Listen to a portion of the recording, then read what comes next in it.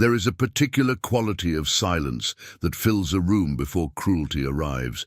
Not the silence of peace, not the silence of an early morning, or a held breath between music and applause. It is a tightening, a collective withdrawal, the way all the smaller creatures of a field go still before a storm that has not yet broken the horizon.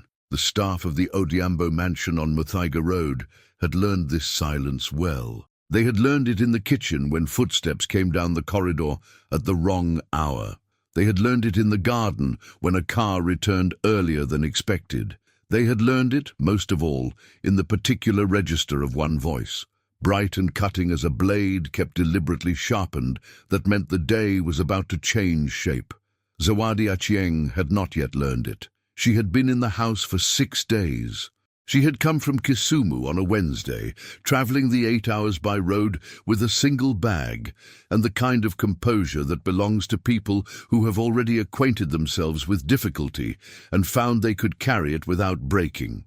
She was 24 years old, the granddaughter of a woman named Ruth, who had raised 5 children and buried a husband, and still rose at 5 every morning to open her small home in the Kondili neighborhood to the day as though it owed her nothing, and she expected nothing from it except the chance to move through it with her head held straight.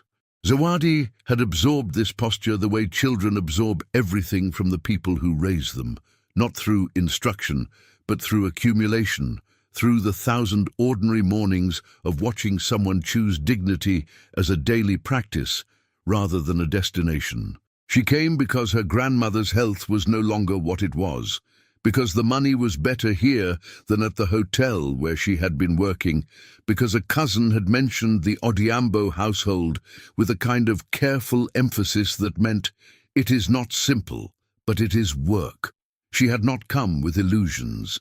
She had come with her grandmother's voice in her ear and her own quiet sense of herself as a person of value, which she kept interior and private and did not perform for anyone.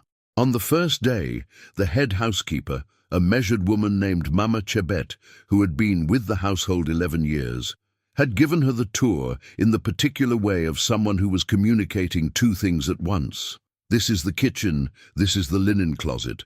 This is how we fold the napkins for the formal dining room. And underneath all of it, spoken in the slight hesitation before certain rooms, the particular softness before certain names. Be careful here. She had not said it aloud. She had not needed to. Zawadi had understood.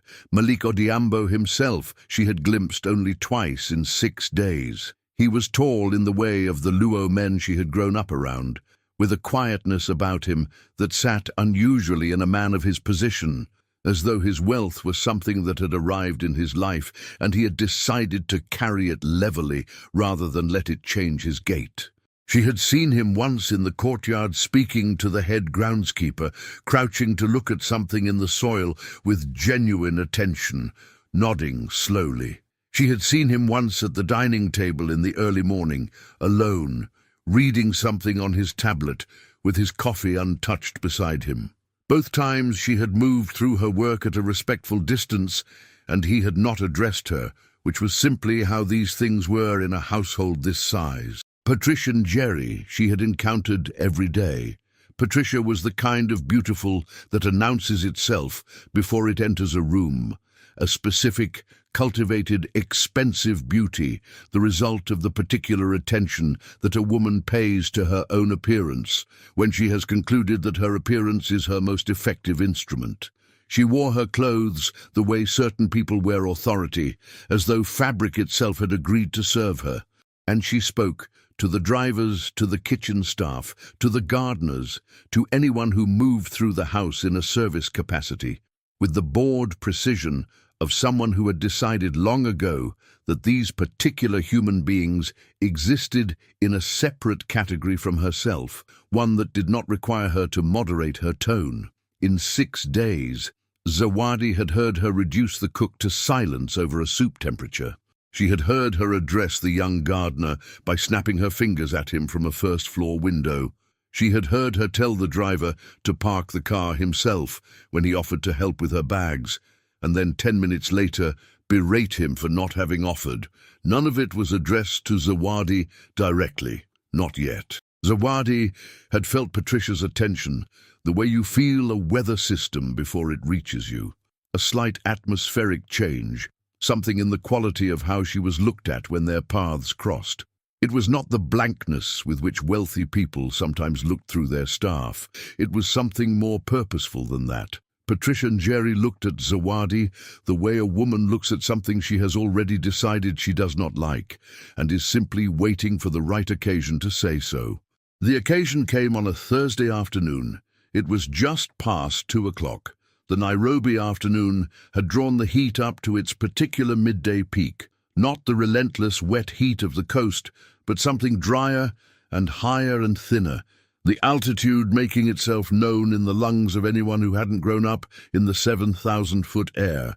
The sitting room on the ground floor smelled of the gardenias in the arrangement by the window, and the faint camphor of the imported rug that Zawadi had been asked to carefully clean along its eastern border, where a scuff mark had appeared overnight. She was on her knees, working the rug with a soft brush, and the patience that Mama Chebe had shown her. Slow strokes, following the grain of the fibers, not pressing hard enough to damage the pile. When she heard the heels on the marble corridor, she recognized the sound, without needing to look up. 3 of the other staff were in the room or nearby. Amara, the junior housekeeper. James, who managed the silverware and table settings. Old Kamau, who had been with the household since before Malik had made his first real money, and who moved through every crisis with the same unhurried equanimity of a man who had outlasted several storms and expected to outlast several more. Patricia came into the sitting room, holding a cream-colored garment over one arm. Zawadi recognized it as one of the silk dresses that hung in the upstairs wardrobe she was responsible for steaming on Tuesdays. Patricia held it extended from her body at arm's length, as though it were something diseased. Her face had arranged itself into an expression of measured offense, the expression Zawadi had learned to read in 6 days that preceded a performance. "Who was responsible for the master wardrobe this Tuesday?" Patricia said. The room did what rooms do. It compressed itself. Amara found something to look at on the far wall. James went still over the sideboard. Zawadi set down the brush. She stood. She turned to face Patricia directly. Not aggressively, not performatively, simply with the undecorated posture of a person who does not see any reason to face a conversation from her knees. "I was, madam," she said. Patricia looked at her for a long moment. Then she held the dress out further, turning it to show a faint discoloration near the hem. "You pressed this without checking it. You've damaged it. This dress came from Paris. It cost more than your entire month's salary." Zawadi looked at the mark on the dress. She had pressed that dress on Tuesday with the iron set correctly, the cloth guard in place. She had done it carefully, the way she did everything. The mark on the hem, a slight shadow near the base, looked to her like a pre-existing stain, something that had been on the fabric before it came to her. "Madam," she said, "I did not notice that mark when I pressed it. I believe you believe." Patricia said the words the way someone might repeat a joke they had not found funny. "You pressed a dress worth 200,000 shillings without looking at it properly, and now you believe you didn't do it. I checked it carefully before I—" "Stop talking." Patricia's voice came down like something dropped from a height. The room registered it. Even the gardenia arrangement seemed to hold itself differently. "You come here from wherever it is they've sent you from. You damage things that belong to me, and then you stand there and argue." She turned briefly to acknowledge the rest of the room, a move that was entirely deliberate, entirely performed. "Did anyone see her press this dress?" "Anyone?" No one spoke. Old Kamau looked at the floor, which Zawadi understood was not cowardice, but a kind of accumulated wisdom, the knowledge of what fought battles and what survived them. Patricia turned back. She looked at Zawadi with the calm of someone who had decided what would happen next, well before this moment had arrived. She reached to the side table, where a glass of mango juice, the deep orange of a Nairobi afternoon, sat beside the flower arrangement. She picked it up. She upended it directly over Zawadi's uniform. The cold of it arrived first, then the stickiness, then the smell. The juice ran down the front of Zawadi's uniform in a long, slow, vivid stain, orange against the pale blue of the fabric, spreading. Patricia set the glass back on the table with a small, precise click and looked at the result with the expression of someone who has completed a task. Around the room, the silence had become its own weather. Zawadi stood in the ruined uniform and let the cold of it settle. She felt the juice reaching the skin beneath. She felt the full assembly of the room on her, the sidelong, suffering attention of people who wanted to help and could not, who were absorbing this on her behalf because they had no power to do otherwise. She felt, beneath all of that, the voice of her grandmother that lived somewhere below the level of her diaphragm, the voice that said, "You are still yourself. You are still entirely yourself." Patricia laughed. It was a short, bright sound. Not cruel in its pitch, just vacant of any recognition that there was a person standing in front of her. Zawadi bent down. She picked up the brush she'd been using on the rug. She went to the side cabinet and found the cloth she had left there. She came back to the small pool of juice on the marble floor at her feet, and she knelt, and she cleaned it, slowly, completely, the way she did everything. And as she worked, she said quietly, directed at no one specific, the way you say the thing that is true when you are no longer interested in managing how the truth lands, "A clean dress does not make a clean heart." The words did not come out hot. They came out level, which was worse, in the way that the truth is always worse than anger because anger can be dismissed, but level truth stays in the room after the person who said it has moved on. Patricia's face changed. Something flared in it. Not shame, not yet, because shame requires a kind of self-confrontation that this particular woman had spent years building walls against. What came into Patricia and Jerry's face was something more immediate and more dangerous than shame. It was the reflex of a person who has been answered when they expected silence. She stepped forward. She raised her hand. "Malik." The voice came from the staircase, not loud, not angry. The voice of a man who had decided that a single word was sufficient and who was right. Patricia's hand stopped in the air. Everyone in the room looked up. Malik Odhiambo stood at the top of the staircase, one hand resting on the railing, still in his suit from the morning's legal meeting.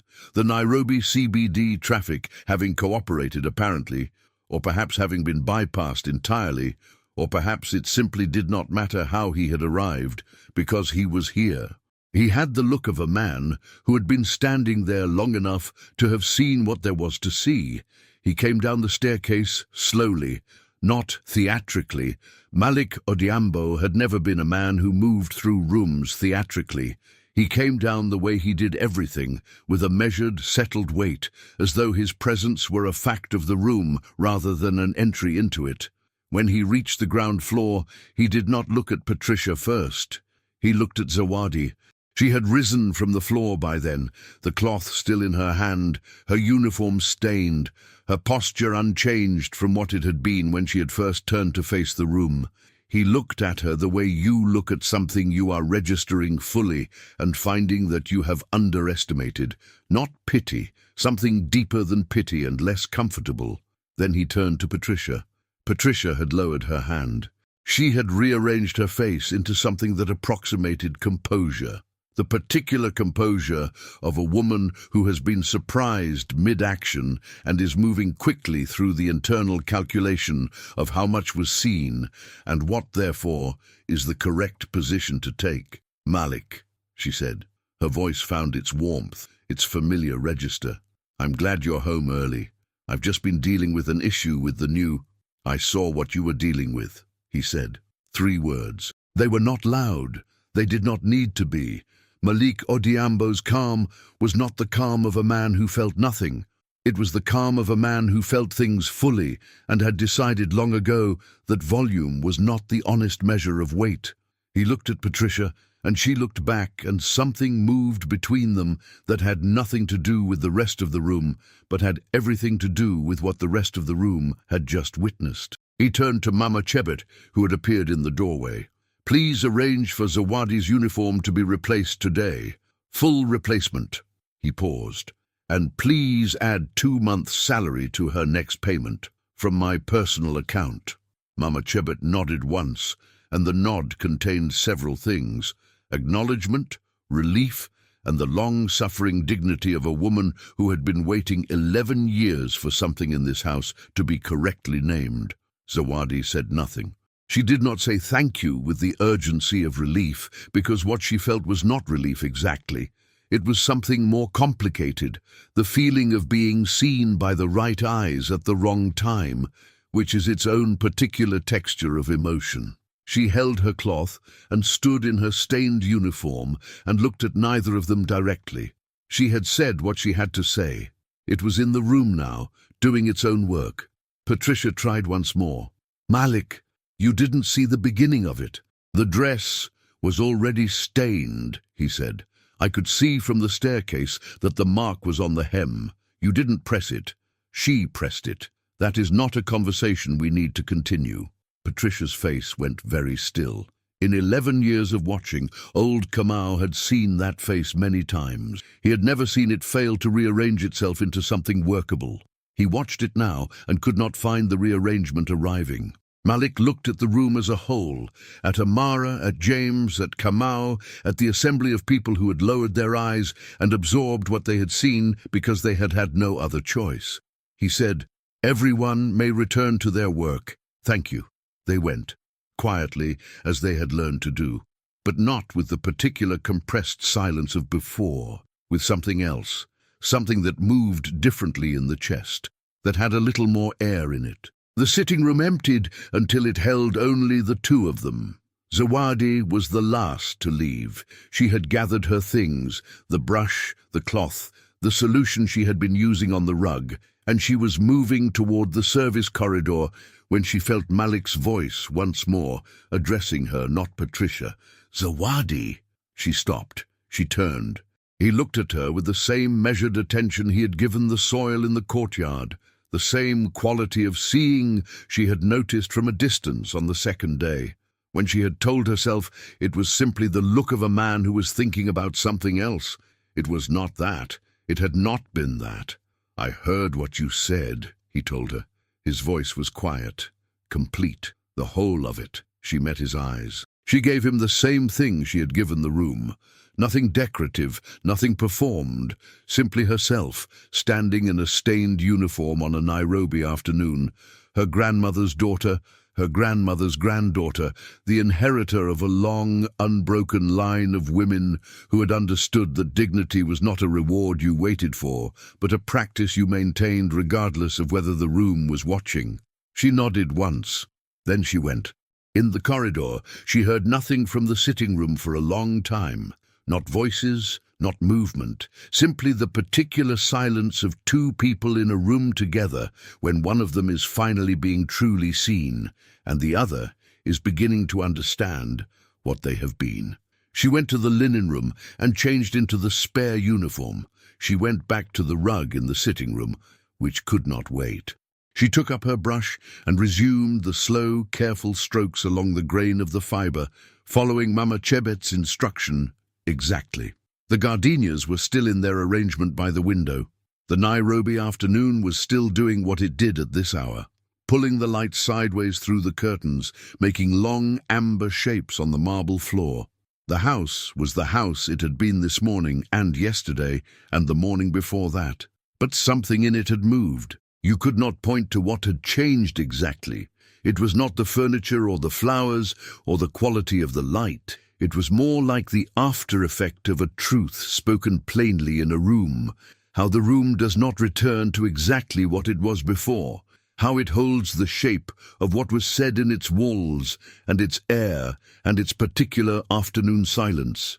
Zawadi worked the rug. She worked it well, because she had not come 8 hours from Kisumu to do things carelessly. She worked it the way her grandmother had taught her to do everything worth doing, with full attention and no performance. because the work itself was enough reason. And in the sitting room where everything had happened, she felt none of the smallness that cruelty intends to leave behind. She felt instead the clean and particular satisfaction of a woman who had been tested and had not changed for the test, who had stood in a ruined uniform in front of an assembly of witnesses and had found that she was still, precisely and entirely, herself. The dress could be replaced. The heart was already visible. She worked on in silence, and the Nairobi light moved across the floor in its unhurried way, and outside the jacaranda trees that lined Muthaiga Road dropped their purple blossoms one by one into the afternoon, as they had always done, as they would continue to do, indifferent to wealth and cruelty, and the slow, necessary work of one person finally learning to see another.